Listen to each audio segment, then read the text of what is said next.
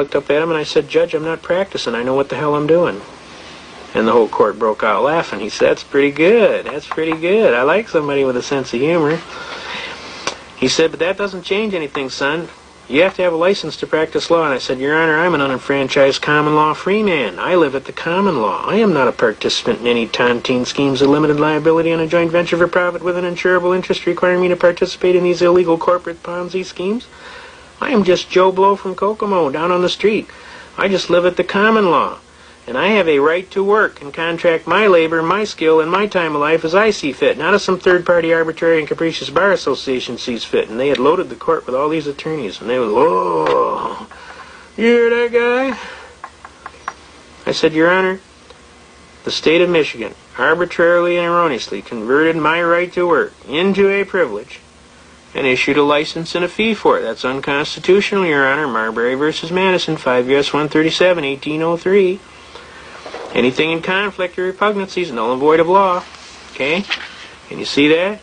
Marbury v. Madison. And since the state converted my right into a privilege and issued a license and a fee for it, Murdoch v. Pennsylvania, no state may convert a secured liberty into a privilege and issue a license and a fee for it. And if they do, Shuttlesworth v. Birmingham, Alabama says I may ignore the license and the fee and engage in the right with impunity. That means you can't punish me.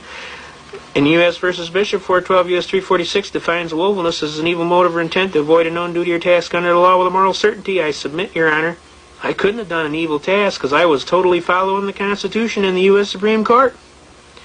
I would submit that prosecution counsel's burden is to prove that I did willfully and knowingly avoid a known duty or task under the law, namely to get the license. And I would submit he specifically precluded he cannot perform his task, and therefore I'd motion for dismissal with prejudice failure to state a cause of action for which relief can be granted, and I'd kind of like to collect my costs and fees for having to defend this frivolous, spurious complaint. The judge rolls back in his chair with a great big smile, and he turns to counsel for the prosecution. He says, "Well, Mr. Prose, what do you think we ought to do about this young gentleman?" The prosecution bounced back. "How about we honor the motion to dismiss, Your Honor?" The judge says, "Good answer, because I don't think you're ready for this kid today." And the whole court broke out laughing.